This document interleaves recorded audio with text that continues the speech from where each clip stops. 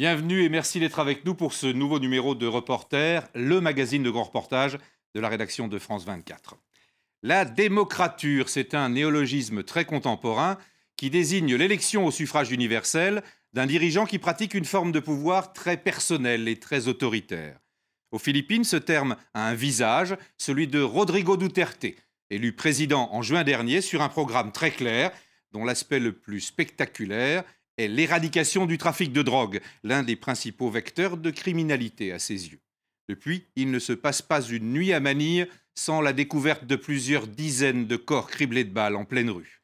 À tel point que les toxicomanes sont presque soulagés de se retrouver en prison dans les conditions que vous allez découvrir. Ophélie Diomataris et Marianne Dardar ont enquêté sur la lutte anti-drogue du président Duterte. Aux Philippines, les rues colorées de Manille cachent une traque macabre, une guerre sans pitié contre le narcotrafic. Dans leur campagne anti-drogue, les policiers commencent par recenser tous les consommateurs de stupéfiants. Ces opérations consistent à faire du porte-à-porte chez les consommateurs de drogue pour leur faire remplir cette fiche biographique. Ces données nous servent ensuite à enregistrer leur profil et à les surveiller. Voici le formulaire que je vais vous remettre. Je vais vous demander de le signer, s'il vous plaît. Ce consommateur de méthamphétamine s'exécute et indique des données parfois très personnelles. On me demande si j'ai des cicatrices, si j'ai des grains de beauté, ma nationalité ou si je suis marié. On va maintenant rapporter ces documents au commissariat. On va ainsi pouvoir les surveiller continuellement et vérifier qu'ils arrêtent bien de prendre de la drogue. Sinon, on les aura dans le collimateur. Éviter à tout prix de se retrouver dans le collimateur des autorités. C'est pour cette raison que Daniel Vergara a préféré passer aux aveux auprès des policiers, tout comme 700 000 autres usagers ou dealers de drogue du pays. Je me suis manifesté auprès des autorités parce que je veux qu'elles sachent que j'arrête de me droguer, que je suis clean. Je n'ai pas peur parce que je ne fais rien de mal, je suis quelqu'un de bien.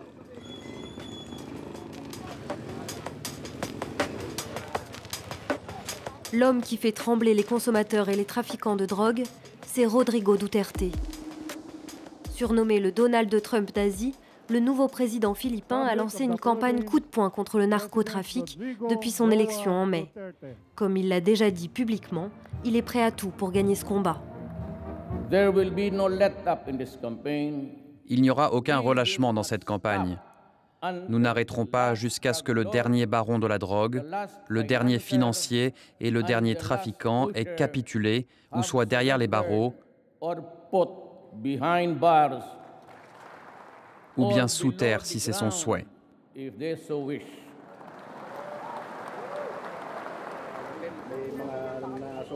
Bilan de cette campagne anti-drogue, 2300 personnes abattues en 4 mois selon la police nationale.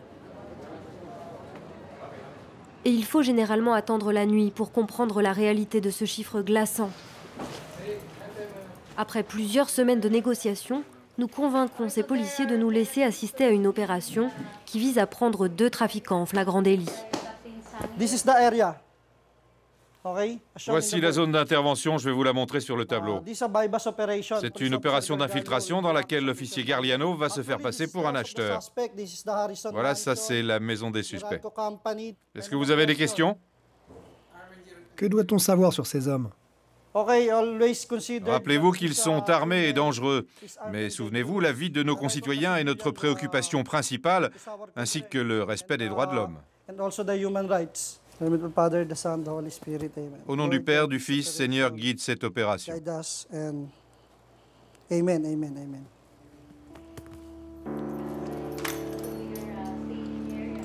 Au milieu de la nuit, les policiers prennent la route d'un quartier chaud de Manille. Notre caméra nuirait à leur opération d'infiltration. Nous ne pouvons pas les suivre jusqu'au domicile des suspects. Quand nous arrivons sur les lieux 2 heures plus tard, les policiers sortent de la maison un homme entre la vie et la mort, sous le regard choqué des voisins. Puis un second. Les trafiquants décéderont peu après à l'hôpital. À leur domicile, les policiers retrouveront 10 sachets de méthamphétamine pour une valeur estimée à 280 € environ. Pour connaître le fin mot de cette fusillade, nous devons attendre le lendemain. Notre policier, qui s'était fait passer pour un acheteur, était sur le point de recevoir la drogue quand les trafiquants ont compris qu'il n'était pas vraiment un acheteur et une fusillade a éclaté. Nos policiers ont dû se défendre et ont tiré sur les dealers. Les trafiquants sont décédés un peu plus tard à l'hôpital. La légitime défense, c'est l'argument le plus souvent avancé par la police pour justifier ces exécutions sommaires, sans preuve ni procès. Mais à la Commission nationale des droits de l'homme, on s'interroge sur ces méthodes. Gwendoline Pimentel-Gana est en charge d'une enquête sur 250 cas d'exécution extrajudiciaire. Nous, ce qui nous gêne, c'est que les policiers expliqueront toujours que les suspects ont riposté et qu'ils ont été obligés de les tuer. Mais la question est, pourquoi cela doit-il si souvent se terminer par des exécutions? Pourquoi ne peuvent-ils pas les immobiliser? Donc ce que nous proposons, c'est que les policiers soient transparents durant leurs opérations. Par exemple, qu'ils aient une caméra corporelle ou qu'un policier qui les escorte prenne une vidéo de l'opération.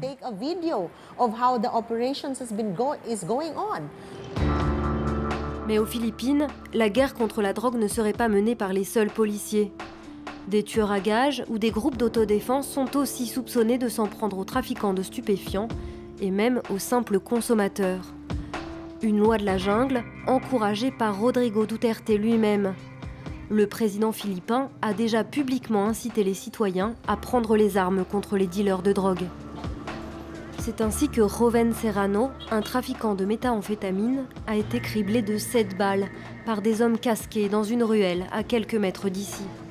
Selon la coutume philippine, son cercueil est exposé en pleine rue, en attendant les funérailles. Je suis en colère contre les tueurs, parce que j'ai 4 enfants qui aujourd'hui ont perdu leur père. Bien sûr, je me dis que les meurtriers aussi ont des parents, une femme, des enfants. Pourtant, je veux qu'ils soient exécutés eux aussi. Ceux qui ne sont pas abattus en pleine rue terminent souvent derrière les barreaux. 26 000 personnes ont déjà été arrêtées dans le cadre de la lutte contre la drogue. Dans la prison de la ville de Quezon, au nord de la capitale, les détenus dansent chaque jour dans le calme et la discipline.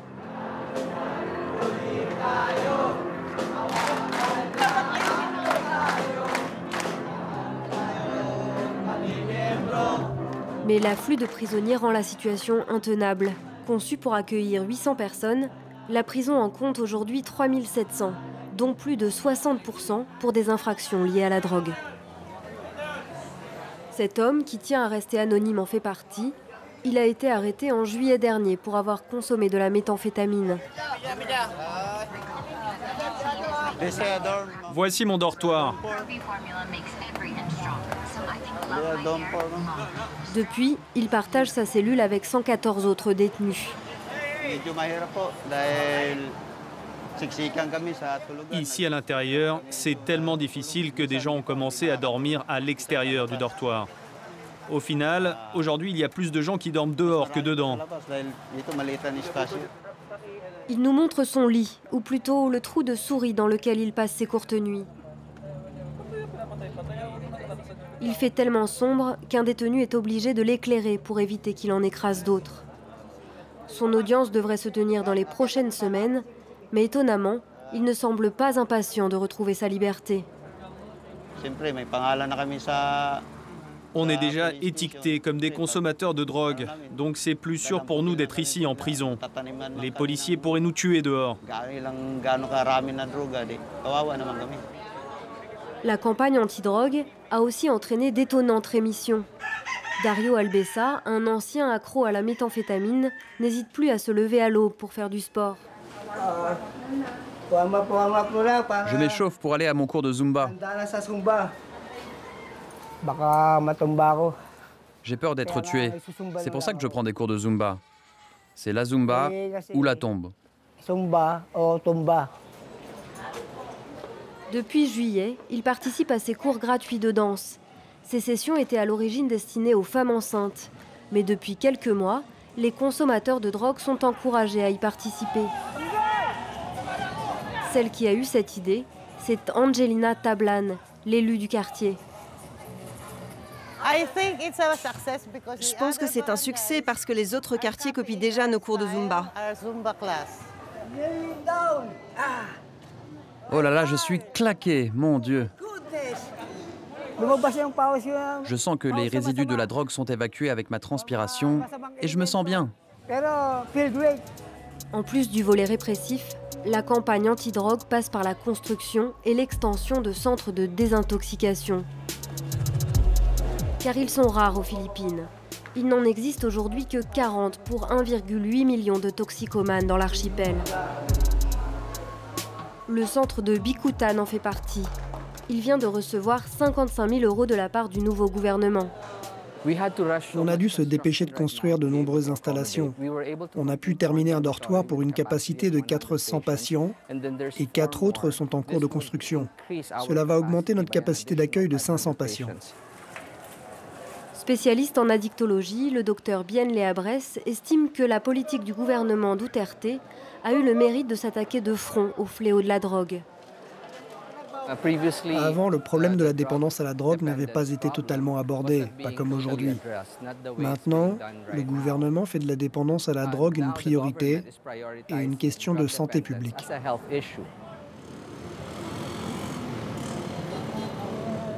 2 jours après avoir quitté Jeannette Serrano, nous la retrouvons aux obsèques de son mari, l'une des nombreuses victimes de la campagne anti-drogue. Le cortège passe dans la rue où Joven Serrano a été abattu, avant d'atteindre le cimetière nord de Manille, le plus grand de la capitale. C'est ici que les proches de Joven l'accompagnent jusqu'à sa dernière demeure.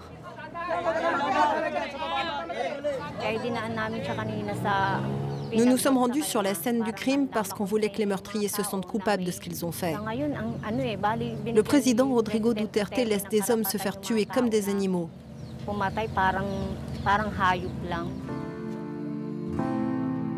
Malgré l'explosion des exécutions qui soulèvent l'indignation partout dans le monde, une écrasante majorité des Philippins continue de soutenir le président Rodrigo Duterte et sa guerre contre la drogue. En duplex de Tokyo, on retrouve Ophélie Giomataris qui a réalisé ce reportage aux Philippines. Bonjour Ophélie.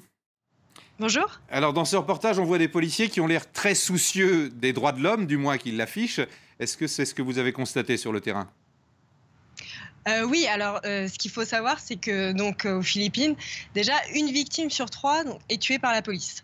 En fait, les policiers ont la détente facile parce qu'ils sont assurés par leur président d'une parfaite immunité. Les 2 autres tiers de ces victimes sont tuées par des assassins de l'ombre, des tueurs non identifiés qui agissent parfois en groupe. À plusieurs reprises, le président philippin, comme on a pu le voir dans le reportage, a ouvertement incité les citoyens philippins à prendre les armes contre les trafiquants ou les consommateurs de drogue. Et donc, la conséquence à cela, c'est que ça a favorisé les règlements de compte. Sachant qu'aux Philippines, il est très facile de faire appel à un tueur à gages qui négocie en général son contrat entre 150 et 300 €. Et il est également facile de se procurer une arme à feu car beaucoup de citoyens sont armés. Officiellement, on estime qu'au moins 1,2 million d'habitants sur les 100 millions que compte l'archipel d'habitants posséderaient une arme. Enfin, donc la dernière chose, c'est que derrière tous ces assassinats, beaucoup de citoyens voient l'ombre d'anciens policiers, voire des troupes d'élite qui seraient plus ou moins liées au gouvernement et qui répliqueraient à l'échelle nationale les escadrons de la mort. Donc les escadrons de la mort dont Rodrigo Duterte s'est servi pour nettoyer, pour éradiquer la criminalité à Davao lorsqu'il était maire dans les années 1990 à 2000. Cette politique à l'échelle régionale avait été populaire et manifestement à l'échelle nationale, ça n'entame en rien la popularité du président. Oui, effectivement, parce qu'en fait, une majorité de Philippins soutient les actions et la guerre contre la drogue de Rodrigo Duterte. Selon un sondage qui a été publié en octobre, le président Rodrigo Duterte recueillait 76% d'opinions favorables. Pourquoi ? Alors, parce qu'en fait, les Philippins ont l'impression qu'il agit concrètement contre le narcotrafic. Ce qu'il faut comprendre, c'est qu'il y a un décalage de perception. Il y a un décalage de perception parce qu'en Occident, Rodrigo Duterte est souvent présenté comme un dangereux démagogue. Il a été à de nombreuses reprises surnommé le Donald Trump d'Asie, tandis qu'aux Philippines, l'opinion publique lui est plutôt favorable. En fait, les Philippins sont prêts à soutenir le président qui n'hésite pas à s'imposer face aux autres grandes puissances. Les Nations Unies et l'Union européenne ont déjà condamné la campagne antidrogue du président philippin, mais Rodrigo Duterte, lui, n'a pas tardé à réagir à ces critiques. Il a demandé à l'Union européenne d'aller se faire voir. Il avait même accompagné cette sortie d'un doigt d'honneur et il avait même traité donc, le secrétaire général de l'ONU, Ban Ki-moon, d'imbécile.